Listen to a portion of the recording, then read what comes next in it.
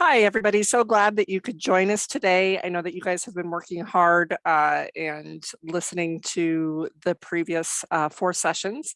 So we're super excited to be able to share some content with you today. Lanae Greene is going to be hopping on a little bit later and sharing, be able to respond to questions in the chat. I did want to share that March is Brain Injury Awareness Month. So we do have the opportunity to have some things to participate in. There's also a needs assessment that has launched that we're trying to get feedback from. And so I'm going to be, just because Lanae's video is just about 50 minutes long, 55 minutes long. So I'm going to go ahead and get her video started and get some information to you guys in the chat. Super excited to be here today. I don't think if I mentioned it, I'm June Klein-Bacon, also with the Brain Injury Alliance of Iowa. Have an awesome session. Hello, everyone. Thank you for joining us. Sorry, I had a error. Let me get that reshared. Hello, everyone.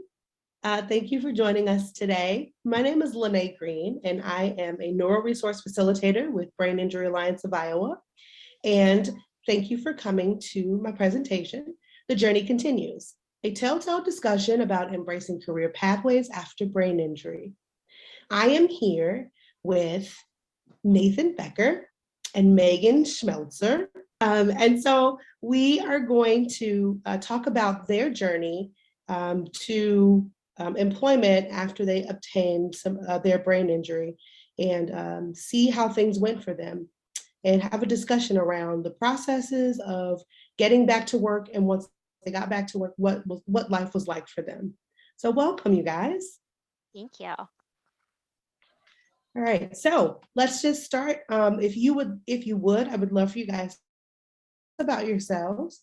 You're welcome to reveal as much information as you like. Sounds good. So, who wants to go first? I can go first. Okay. My name is Megan Schmelzer. I'm 34 years old, and I grew up in Ankeny, Iowa, where I am currently living with my husband. Lynn is 8 and Aiden is 4. I graduated at the University of Iowa, or Northern Iowa, pardon me, with a double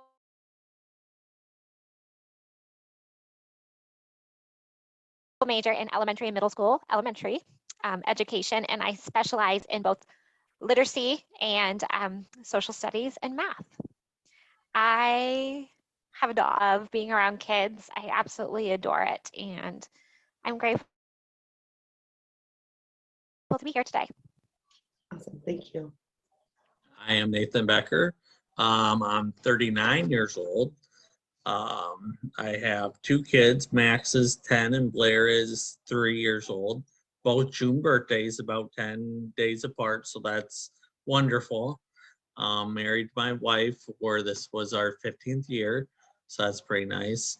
I went to University of Northern Iowa in 2001 to 2005, so Go that was Panthers. good. And teaching also. So I've been a 3rd grade teacher, kindergarten teacher, 5th grade teacher. Then I did a half year just recently for middle school teaching. So wide range of teaching. That's awesome. So if I could ask, about when was it that you suffered from your brain injury? Yeah, I fell on February 7th, 2020, literally 1 month before COVID hit and everything shut down. Honestly, COVID was nothing compared to the brain injury, and because that was my world, like brain injury stopped everything. I was walking into school one day, it was a Friday, and I had just gotten out of my car and taken maybe 2 steps, and I hit a patch of ice, and there was nothing I could do. My head took full impact. I have no idea if I lost consciousness or not. I just remember kind of waking up and being cold and seeing the sky and being in a lot of pain, and was able to walk in to the school and get to the school nurse. And the school just didn't know what to do. It was a mess. I could tell directly after it happened that I wasn't okay, but I couldn't tell how. I couldn't tell what was wrong. I couldn't tell. It just, when it happened so fast, like I gained consciousness back. I wasn't sure. I was dizzy. I was off. I had students coming in. It was just one of those things where I knew I was really, really hurt. I just wasn't able to figure out how. Hmm. That's pretty intense. There was a lot of elements that were going there. And I think what was really strong about that was, there has been so much talk around COVID, and your statement, COVID is nothing compared to that brain injury, really speaks volumes to, the impact that brain injury does have on individuals, and why it's so important for us to have these conversations. So thank you so much for sharing that. Absolutely. Yeah. My accident happened. It was a Sunday. I was actually skipped church. Was probably the first time I've ever done. My wife went to church and I went out to cut trees, and a tree branch rolled over and hit me in the head and knocked me out. And my father-in-law was with me. We flew a helicopter in from St. Luke's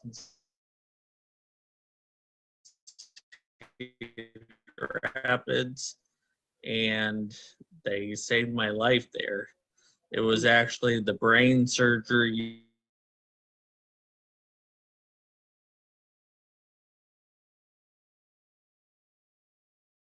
for surgeon's first patient that he had that day. I was in and out of a coma for a couple weeks, and I don't remember anything for a whole month. So a whole month of my life was just skipped by. I remember playing tic-tac-toe with my son Max after about a month.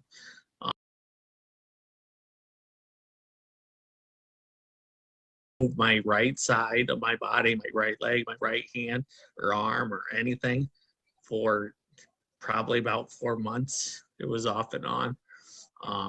I stayed at St. Luke's for that month. I was in coma. That one more month, I started therapies, and I couldn't speak either. I had a little tube in my throat. I had to like pinch something to make me be able to verbalize just a little bit, but otherwise it was all hands up or thumbs down. Just no talking, which was not very much fun either. But yeah, not being able to move the right side of my body really was not fun. I remember being on that bed and having to go to the bathroom a lot, and this was kind of funny, kind of silly too, but having somebody else have to go to the bathroom for me, it's just, that was not fun at all. And remember that. And I remember one day I was at therapy and my arm moved like this. This was the first or second month in St. Luke's, and my hand moved like this. So obviously barely moving, but that was like the biggest deal ever. So that was kind of exciting, but kind of like, really? Yeah. But then I went after a month. My wife got permission to drive me to Ankeny, and we went to On With Life, and I was at On With Life for another 2 months, and eventually got moving and got obviously I was rolled around in a wheelchair a lot, and eventually got moving and got back home and stuff like that. So yeah. That's a very powerful story too. Thank you so much for sharing that. When I was listening to you, I kept thinking about like that balance of life, right? Like, and how oftentimes, like, even when bad things happen, something beautiful kind of peeks its head through.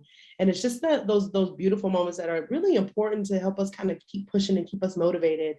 And, you mentioned your hand like barely moving, but that was a big deal. So, looking back on it now, with you making so much progress, it may feel like it was something silly, but that was that peak of light, that allowed that balance for you, and the tic-tac-toe with your son, making history with the surgeon and being the first surgery of the day, there's some really cool moments in that. And so I appreciate you sharing both sides of that for us, telling us about your experience. Yeah, it was before COVID too, so that was nice. My family could come visit, and I had lots of visitors throughout my time and stuff. So that was helpful also. Yes, when life was normal, as they That's right. say, Yeah. right? Yeah. So I'm curious about how long do you think your recovery process took before you even considered getting back into work? Okay. I would say my recovery process isn't over. I would say I'm learning every day how to manage my disabilities. I can't really see out of my left eye anymore. My memory is really poor for short-term memory. I have a lot of dizziness and headaches. And there's a lot of frustration for me with being someone where life used to be really easy for me. I used to not have to struggle with day to day. And so I think learning how to deal with my new self, because really, like, a brain injury is, you're a new person now. You're not who you were before your brain injury. So I feel like as I'm getting back into work, I'm having to relearn how to do things that used to be easy for me, or learn how to do things and accommodate for myself that I never had to do before, and ask for help in places that the old me could have done by myself. But for medical therapy, my therapy was kind of issue. I had a lot of issue with work comp. So because I fell at school, work comp was involved. And so I had absolutely no say in who my doctors were, who my therapists were, any of that. And I would say that was absolutely horrible, because I knew myself more than anybody, and work comp has a bad reputation for being unkind and not listening to you. And in my case, that's 100% true.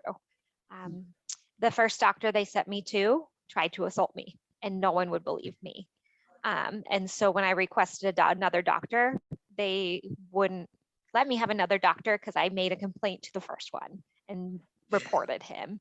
And so from day one, the first doctor's appointment that I was forced to go to after my brain injury, I didn't even get to pick which hospital or which doctor or anything, because it happened at school, was the man that tried to assault me. And I was so bad with that brain injury. I was unconscious, like I couldn't really tell what was happening, but I was smart enough and aware enough to be able to get out of a horrible situation.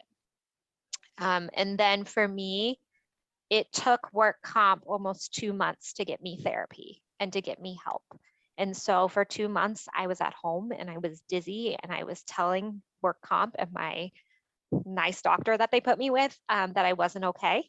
And I asked multiple times, can I please, please, please go to my doctor? Can I please get help? I'm not okay.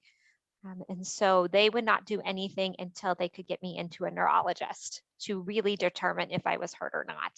And with getting into specialties in Des Moines, it was a 2-month wait. And after meeting him, then they put me at On With Life, which is a brain rehabilitation center in Ankeny.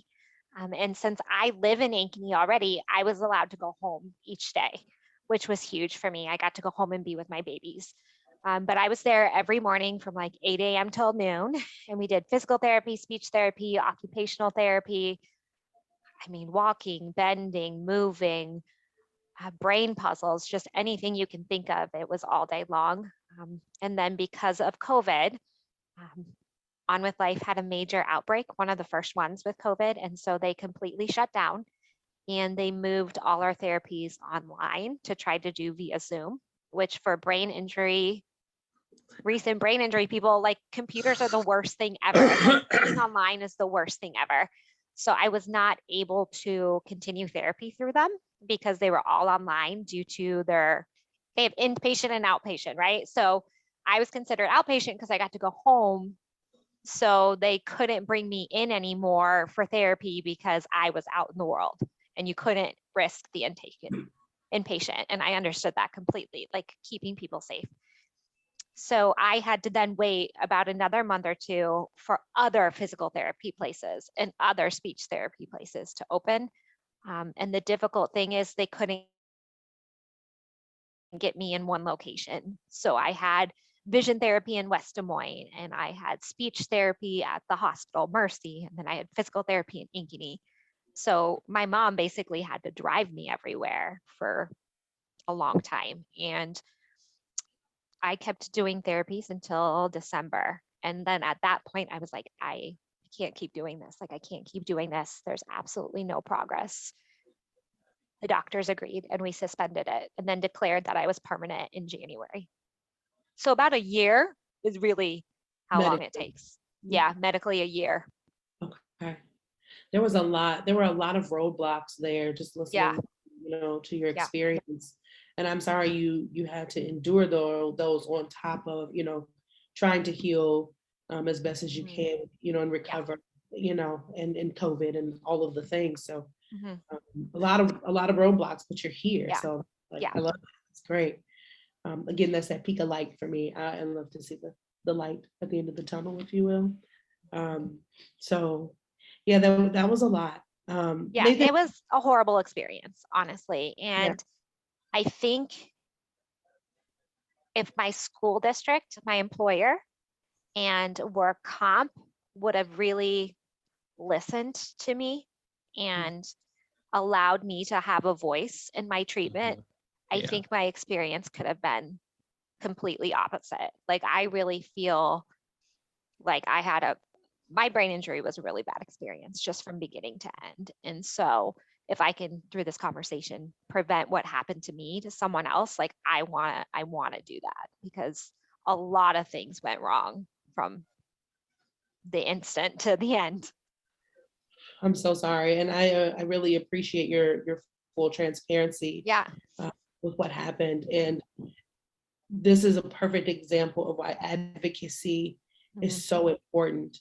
And when there are the unknowns, like you said, your experience with work comp, there were a lot of different scenarios where, you worked hard to self-advocate and say, look, please let me do that. Advocacy and support group, or supports, I should say, to kind of push is really important. So thank you for sharing that. And I think too, like the other part is being believed. Yes. I felt like anytime I was speaking to someone, they were assuming I was lying. They were assuming that because physically I looked okay, right? You see me, you don't see a brain injury. It is not visual. And first appearances say everything. I was getting judged by the way I look. I was not getting judged on what I was saying and what I was experiencing. And if someone would have actually listened to me, if someone really would have allowed me to have a voice in my treatment, I think maybe then I could have improved. Because with a brain injury, your best moment of improvement is like as soon as injury happens, right? My treatment was delayed, and then it got started, and then it was delayed, and then it was moved to all these places, and it was with subpar doctors. Like, I did not have good doctors. I had great On With Life. They were wonderful, but I got them for this much of a time. And so I think if I would have really gotten help right away, like you're supposed to, and I would have gotten to stay with quality care, we might have been having a different discussion versus permanent disability. I think that's a very strong point. Yeah. And a very strong point there. Nathan, what about you? I know you kind of mentioned how it was several months at the hospital, but then you read On With Life. But about, what do you feel like your timeline was as far as recovery, and before you even thought about going back to work? Based off of Megan's story, my story is a lot better, I guess, but it's just sad to say that though. But my work insurance actually covered everything, I guess. I don't know. So that was really nice. I was talking with Megan earlier, and I had like sick time where they covered me and paid me too. So I had like 120 days worth of that, plus some that other teachers volunteered me for. So that was really nice. So my school district really paid a lot and done a lot for me. So that kept me out or paid for stuff for about a year or so. So I got out of or St. Luke's after that 2 months, and I went to On with Life for 2 months. I was home around July, middle of July, something like that, because insurance ran out, I guess, whatever. I was ready to go home though. I was tired of it, but it was really nice. But yeah. Anyways, so then I started physical therapies, occupational therapies, and speech therapies at St. Luke's. Again, I went back there, so I drove about an hour each time for that, but it was really nice there too. Then, so I didn't do anything for until my time ran out at school. Then I think I had like a month left, and I went back and tried to sub teach, kind of help teach. So it was about a year out, and I started going back in the classroom a little bit just until all my days ran out. Then I just subbed after that, just periodically once in a while. That first year out, I didn't sub a whole lot, but got in the classroom some. Then obviously summer got here, and did physical therapies and that stuff at St. Luke's for about a whole year. So I needed it. And I could see improvements from first day till the end. And I mean, I couldn't see it day to day, but it was there. But then that next whole school year, I sub periodically once in a while. I mean, sometimes I did, sometimes I didn't. Whenever they needed me, I went in. Then this past fall, I actually got a teaching job because teachers are running out. I mean, a lot of schools need them and stuff. So that helped me, I guess, but they didn't have me come back though for this spring. So I'm subbing again, but I mean, I'm still involved and still doing things at least. That's awesome. That's good. Okay. So I'm curious, both of you were talking about your time as you were going through therapy. You mentioned On with Life and some other spaces. I would love to know, while you were there and you were going through your therapy, what was it about the facilities that went well? What was it that you felt, as far as like helping you with making that progress, or your experience, either one, what went well for you? I would say the therapists were really fantastic at On with Life. The amazing thing about On with Life is all your therapies and everything are happening in kind of like this big open area. And so your physical therapist and your speech therapist might be doing something with you at the same time. So like you have a team, and that team is collaborating, and you're seeing other patients there that are trying to do the same thing that you are, and you're supportive of each other. And for me too, I was classified a moderate brain injury. I was not in the hospital, and I didn't have to do inpatient therapy. So seeing people and how severe it could be, it kind of gave me some gratefulness to not stay in the angry stage or anything like that, knowing that I had more function than many people also get to do. So I would absolutely say the patients and the therapists, I think, were the guiding light at On with Life for sure. Okay. Nathan, would you say that, your experience at On with Life was similar as far as that collaboration and teamwork? Oh, definitely. The therapists were all just wonderful, and they were really nice about implementing everything that I was a part of. Like they knew I was a teacher, so they tried to have me teach them a couple lessons, and they knew I was a basketball coach, so I got to try to play basketball or shoot baskets. So they made it real for me too. Yeah. And then just doing the extra things that they put on, like we went to a zoo one day, so that was kind of cool. And just their weekend things, they usually had something special on Saturdays and different games we played and stuff like that. So yeah, On With Life was really nice. Yeah, amazing. I would highly recommend Oh that yes, facility, and just express my gratitude to everyone there for how Yeah. they treated me as a person, number one. And yes, then they were on my team, which is huge. Sure.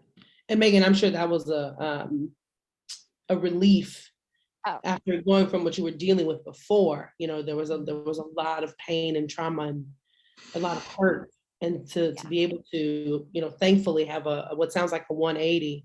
Yeah, they were really- fabulous. That's awesome. That's awesome. Did you guys notice, or did you guys have any challenges, not necessarily with staff, but in your therapy, in your recovery process? Were there any challenges that you felt like you were enduring that was kind of wearing on you at all? For myself, I wasn't necessarily prepared for how tired I would be all the time. And so when you have a brain injury, and my neurologist kind of explained it to me, you lose your ability to store energy. So like once you're tired, there's nothing you can do about, like you're just falling asleep. There's nothing you can do. You can't push yourself hard to get through it, which I am stubborn and I am a go-getter, and I had things to do. I didn't want to sleep all the time. And so when I was going through my therapy, all I would do basically is do therapy and sleep and therapy and sleep. And so the struggle for me was, I'm not being a good mom. I'm not being a good wife. I'm not seeing my kids. Nathan had mentioned too, like he has no memories of that time period. Like I have no memories of that time period. All it seems like is I was at the On With Life, or I was sleeping. It could have been one day. I don't know. It's just all your brain can do because it's healing, and you're trying to do all these therapies to get parts back. It's just exhausting, and it's tired that you have never felt before. I think I was like, gosh, I did the math one time, and I think during the therapies, I was awake for like 6 hours a day and sleeping the rest. Okay. So your challenges were really just Being a person. Yeah. Got it. Yeah. Nathan, what about you? I would agree. Just being a person in general. I wanted to be able to get up and walk around. That was probably the biggest thing in my life, just being able to get around. I had to result in having somebody else push me around. Nice thing is, once I got to On With Life, it was nice to be able to be pushed around outside in their garden area. And my aunt pushed me around at St. Luke's at the hospital. So, I mean, it was nice. I had an option to be able to get around, but just that was the biggest thing, just not being able to get around myself. You lose your independence. And that's really hard as an adult, to have to depend on someone to drive you, to have to depend on someone to help you with your medication. Like it's awful, like to have to be cared for. Sure.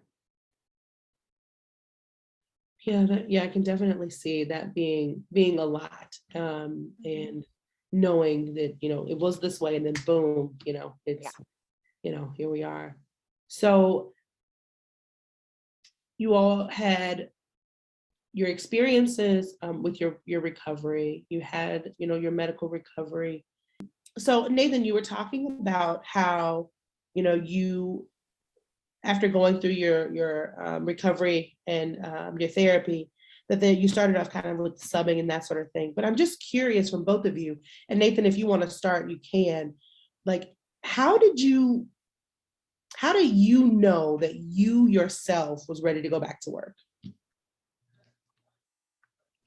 I guess there's really no way to say I knew I was ready. I just felt I was tired of sitting at home just sitting around doing nothing. So I just had that mindset that I wanted to go do something.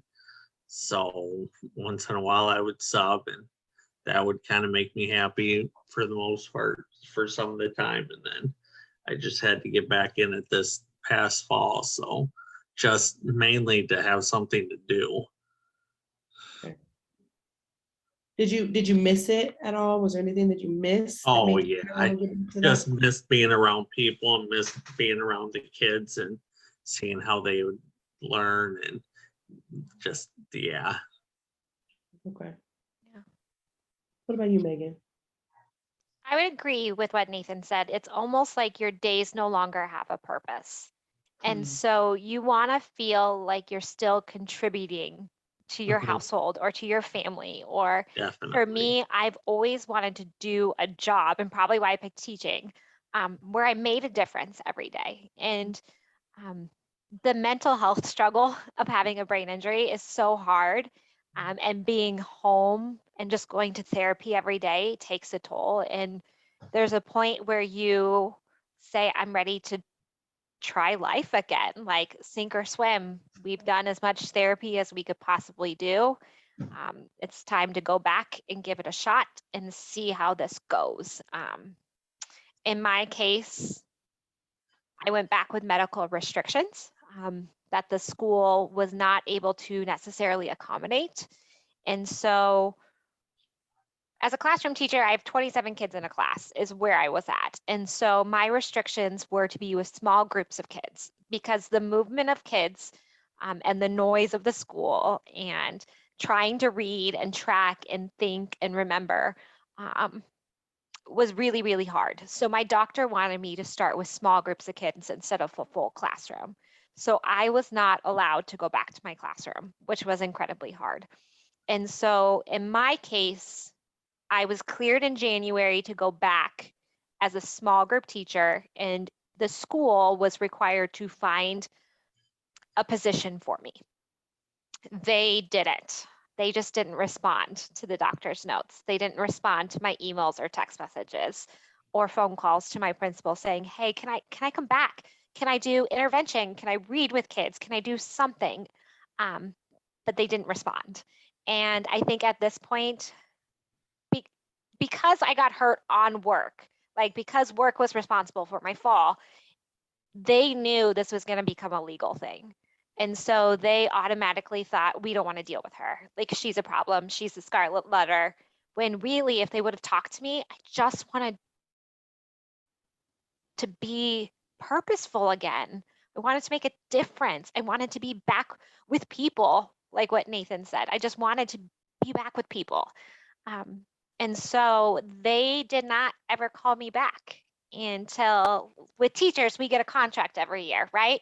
Our job is year to year, and in May, contracts come out, and you are legally bound to get a contract every year unless you've been written up for a reason, for doing something illegal or not following the ethics of teaching. I was never written up. I got hurt, but I did not get a contract in May. And at that point, a lawyer had to get involved in order to even allow me to step foot back on school property. In January too, I was told, like, you're not allowed to even step foot on the property. I wasn't, like, my kid, I taught at one school in Ankeny, and my kid went to another school in Ankeny, and I wasn't allowed to pick her up because I wasn't allowed to be on Ankeny property. And like, as a classroom teacher too, thousands and thousands of dollars of my personal teaching materials were in my classroom, and I wasn't allowed to go get them. Like, I literally was like, I don't know. So it took a lawyer getting involved in Ankeny not giving me a contract for no reason. I wasn't written up. I didn't do anything wrong. I literally walked in the parking lot to get me back. And they called me the day after my lawyer called them and said, hey, congratulations, we found a job for you. You're going to be an interventionist back at the same school you were at. And I showed up the next day because they told me, hey, come the next day at 8 a.m. You're going to meet with your principal. He's going to have everything ready for you. And my principal didn't even know I was coming when I showed up the next day. Oh Like I showed up for his office for our 8 a.m. meeting and he didn't know I was coming. And I was like, this is the biggest load of bullshit. Like, this is crap. This is horrible. Who treats people like this? They didn't have a classroom for me. They had no idea what job HR was talking about. They had no idea I'd been hired back. They had nothing for me. Literally, the school wasn't even called. wow. Yeah. So like, what not to do is my story. That's insane. The lack of communication and the Respect, reactive responses. Yeah, it was very compassion, respect. Like, I'm a person and I had my life flipped upside down and I don't get to be who I was anymore because now I have disabilities and they were responsible for that. Like the least they could have done was ice their parking lot, like put salt down and then treat me like a person. Because that's all any of us want at the end of the day when we go through things, you know. We just want to be treated like humans, and that's you know, who we are, you know. So I totally connect with that. Oh man. So thinking about that, was there, so Nathan, did you have any restrictions or did the doctor say, hey, you can only work with this group? Just kind of like what Megan was saying, how she had those restrictions set in place. Did you have any of that too? That right when I went back before my contract was all done and out, so it was about a year out from when I had my accident. I was only sent in for half a days and I had to have a microphone. So they provided that stuff for me, got it, and it worked out okay. But I was only guaranteed half a days and stuff. So they worked with me really well though. Awesome. Okay. That's good. I'm glad they were able to work with you. Yes. Now, did you guys, so there are agencies out there that can kind of help with the return to work process, or you know, there's programs like Discovery where, you know, if they need to help with maybe creating a position for you or to venture out into self-employment, those sorts of things. Did either of you ever work with an organization or an agency in your area to kind of help you with finding your way back to where you are now as far as employment goes? I did, yes. But it's kind of like, okay, so I'll just explain the situation. So because I went back to work in May, I was only guaranteed that 1 month of work, right? Because then it's the summer. And then throughout the summer, Ankeny told me, you have a job, you have a job, you have a job. And then my settlement date was given. And with the settlement, it wasn't settlement with Ankeny, it is settlement with work comp. Because once you're declared permanently disabled, your case is closed. Work comp wants to close it. They want to make whatever settlement it is, and they want out. And because my employer was also wanting out, they jumped in on the settlement meeting. And so throughout that process, they told me I had a job, and then they actually fired me at my settlement meeting. They said we were parting as friends, but however, they didn't have any position for me. And so after that occurred, I had to figure out what am I going to do now? Like, what am I going to do now that I am no longer employed by Ankeny Schools, but I have 2 kids and we are a 2-income household, like most people are today, right? Life is expensive. And so I needed to figure out a way of how I was going to help support my family. And it needed to be something that was comparable to what my paycheck was.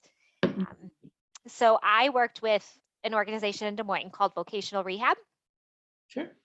And to work with vocational rehab, you have to have, it's an application process. So you have to go to a training, you get assigned a case manager, you then have to provide all your documentations that you have a disability, and then they have to reach out to your doctor and you have to get approved.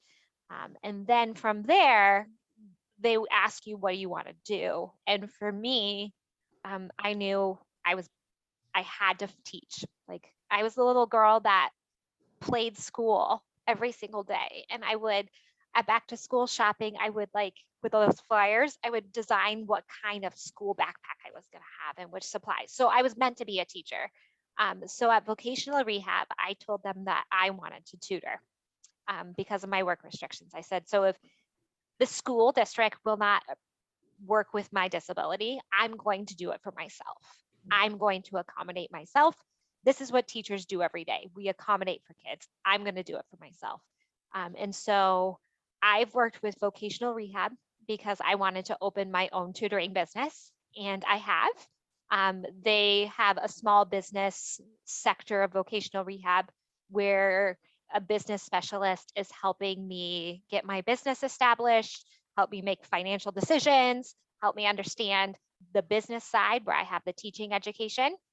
They've also helped me with some assistive technology because of my eyesight and not being able to see a lot of things on the computer. And I'm really grateful. I own a business now called the Little White Schoolhouse, and we tutor anyone that needs help in education, preschool through adults.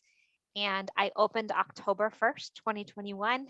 And in 5 months, we have 21 teachers that work with me and over 50 kids. And we're getting ready to move into a 4,500 square foot building where we're going to offer classes and activity groups and mental health support and camps and anything just to educate anyone is really where I'm at, to love the differences of people and support them. That's fantastic. Thank you. I hope you feel very proud, because I am definitely proud of you. Thank you. Like, Um, I want to be like, watch me, Ankeny Schools. You made a mistake firing me. I'm still valuable with a brain injury. And what I love is that you continue to see that, even when you were facing adversity, you continued to see your worth. And so, you brought yourself here. And I love that Voc Rehab was able to assist you in this process, and that you're doing so well. That's fantastic. Yeah. Nathan, did you work with any agencies at all? Because it sounded like the school system was pretty supportive of kind of bringing you back and, helping you out through, or not helping you out, but helping with getting you back into the classroom. So did you ever have to work with any agencies? I looked into it a little bit, but I knew I wouldn't necessarily need it because the districts did work with me really nicely. So in the future here, I might possibly do it just to see if there's other options for me. I'm not 100% sure what I want to do in the future though. So they might give me options at least. Well, and they have tools to help you with that. So like they just have tools of talking with you and getting to know you and helping you decide what works with your disability. And they also have like relationships with different partners and businesses that know how to work with brain injury survivors. Okay. And so in my case, I didn't need help with that part of their services because I knew exactly what I wanted to do and I had a plan. I just needed help finding the right resources to make that plan put in action. But I know I only used a small part of their services when they have a whole lot more to offer. Okay, that's awesome. So again, Nathan, if you do get to a space where you're wanting to connect with an agency organization, maybe someone is watching us today that may be able to reach out. So that would be pretty fantastic. Otherwise, Megan, thanks for that, for that extra piece, just to kind of share. So you talked about, Megan, how there was this process and you had to fill out all this paperwork and those sorts of things. How frustrating was that for you? And were there any other frustrations that you experienced during your process of getting into your self-employment?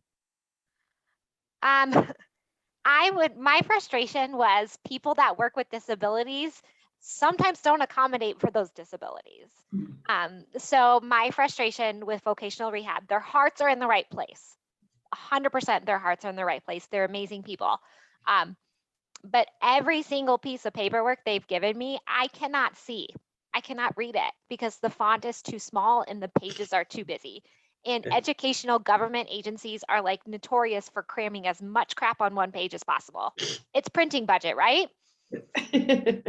And so they keep sending me all these paperwork things to fill out on the computer, which I can't see very well, and on teeny tiny font, and then emailing me computer instructions on if I want to blow them up. I'm 34. Like, I got some tech savviness to me. The issue isn't me blowing it up on the screen. The issue is how the document is formatted. Because when you have a brain injury, it's not necessarily that I can't see the words on the page. It's that my eyes aren't converging right in order to put them aligned enough to see the words on the page. So the amount of times I've had conversations with vocational rehab going, I cannot read this. And they send me the same document or they send me a different document that's worse. I'm like, no, for real. Like, you work with people with disabilities. This has too much print. It's way too small. I cannot read it. And so I think that's really frustrating because I'm like, if they can't figure out, how is anyone else going to figure it out who doesn't have training in disabilities? It was frustrating. Sure. I mean, I could see that, you know, Yeah. and you know, I think your example really points out the need for the system of how things work. Yeah.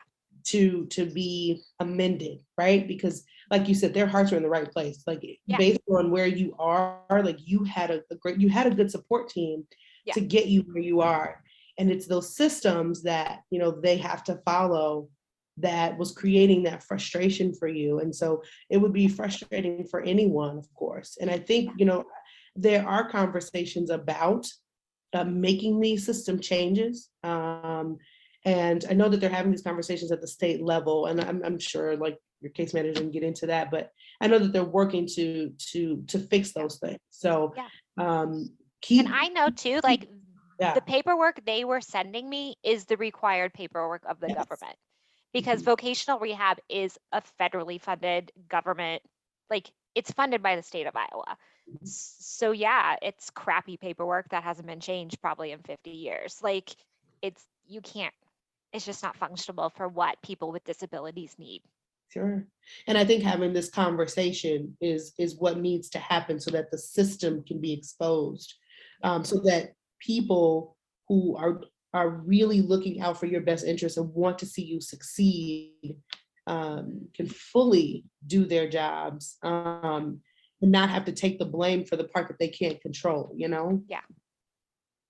So Nathan, that might be something to think about. I don't know, as far as like paperwork formatting and those sorts of things, but I will say, you know, government paperwork it's very complex. There's a lot of pieces to it. So going back to what we talked about earlier, when we talked about advocacy, making sure that an advocate is available to you is really important. So keep that in mind as well. So thanks for sharing that. So you're back to work, things are going well. I'm just curious if there was anything that really stood out for you in your journey. What was probably the most memorable moment for you as you've gotten back into work?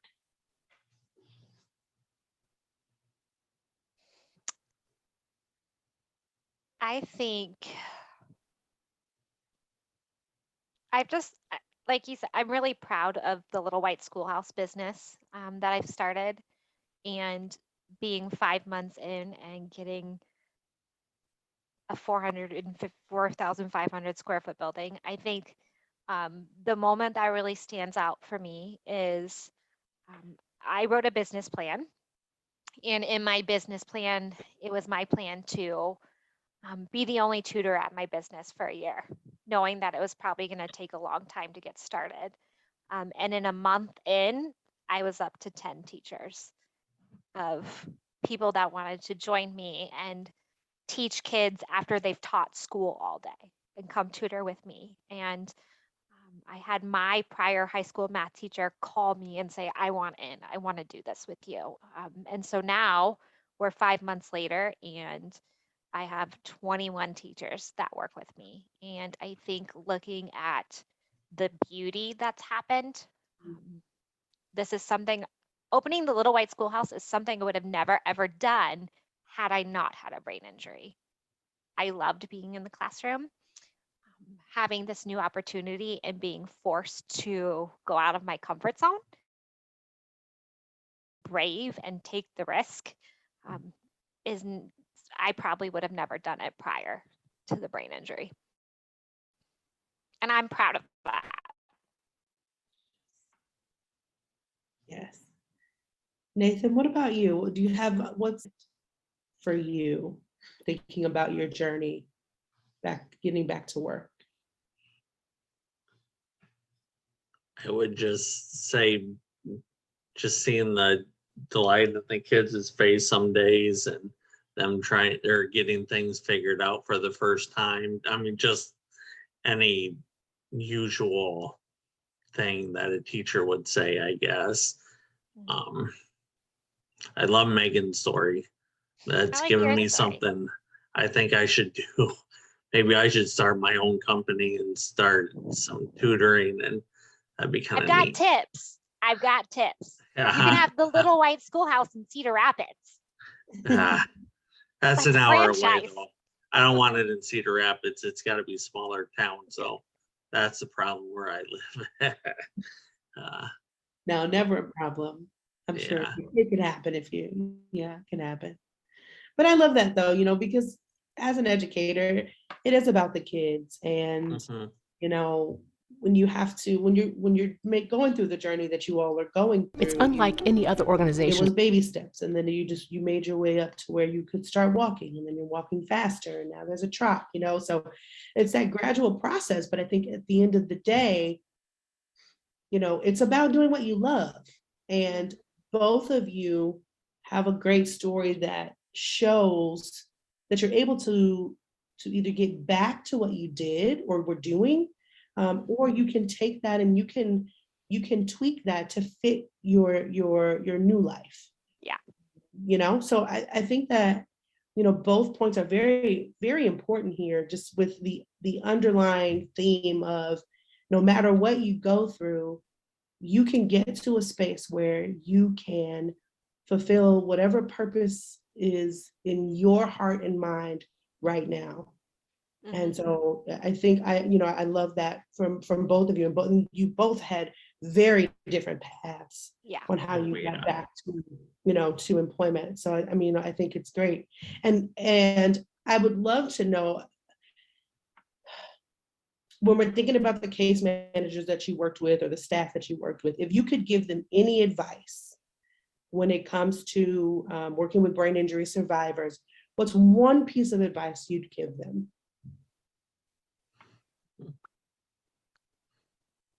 I would say see the person first. See the person, not the injury. I think where my struggle was and where I really wanted help was, how do I deal with the mental health aspect of this? I'm consciously aware of where my injury is. I notice when my speech goes. I get frustrated and mad at myself where I forget things. And so I really struggled with the mental health aspect. Like, how was not, and I've said this before, how was pre-injury me not light years better than brain injury me? Like, I view my past self as better. I view my past self as stronger. I could go all day. I didn't have to take naps every day. I could do things independently. I could do the job I wanted to do, right? That version of me before the fall was better. Not this injury, not post-injury now with disabilities. And so there's a grieving process there. And so when you're looking at the person or the injury or the therapy, and you're supposed to follow this timeline. I just wanted someone to believe me that the mental health part needed to be addressed as well. And I requested multiple times for counseling, and it was denied because it's work comp, right? You're fine. You're fine. And so I would really advocate for the whole person. Look for the whole person, not the injury, and not what is the cheapest option to do. Mm. Nathan, what about you? So hard to follow Megan all the time. Jeez. Well, She you does such a first. good job talking. uh-huh. I guess I would say it, don't treat them less than what you normally would, I guess.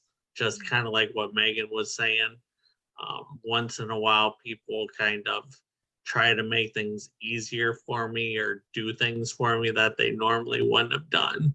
So I would just say something related to that. Okay. Awesome. Those are both very powerful. So I'd like to conclude our conversation with this last question. If you could give any advice to other brain injury survivors that are looking for work or looking for a new career, what would you tell them? And Nathan, I'll start with you. What I live by is attitude and effort. Just have a purpose, or give your life a purpose. Give everything that's involved in you a purpose, and just have a feeling of involvement and wanting to be involved with other people and other things. That's fantastic. I would echo that. I ended up kind of deciding what my non-negotiables were going to be for my future. And for me, I wanted to be a good person, like kind, compassionate, loving. I wanted to be happy, meaning living a life of happiness, not of grief, not of depression, not of mental health struggles. And I wanted to make a difference. Those were the three non-negotiables that I said, no matter what I do post-brain injury, this is what I'm saying. This is my choice. And I would encourage other brain injury survivors to decide what is the non-negotiable for the rest of your life and hold yourself to that. So for me, it was be a good person, be happy, and make a difference. Like those were my non-negotiables. And so once I made that choice of what exactly I wanted, I feel like all of my other decisions were much easier to make. Like I had a clear idea of where I needed to go. So at the end of the day, no matter what you go through, you get to choose. Yeah. And you get to be your best self, whatever that may look like. Yeah. You can choose happiness even with a brain injury. Mm-hmm. And that's huge. Yes. You can choose to have a good life after your brain injury. And I think it is a choice though, and it's a hard choice not to live in your anger and to live in what you can't do. Like I will never get to ride a roller coaster again. No way. Brain injury roller coaster, and I love roller coasters. I can be angry about that, or I can be grateful that I can express myself well. Like, so it comes down to making a choice. Yeah. And both of you all chose journeys that led you to seeing how your strength and resilience can lead you back to work, and working in a space that's best for you, regardless of where you are in that journey right now. And so I'm thankful for that. Megan, Nathan, thank you so much for an amazing conversation. I am looking forward to possible questions at the conclusion of this chat. And I hope you guys are ready for answering all of the questions that may be. Sounds good. Well, thank you. Thank you. Yes. Thank you guys so much.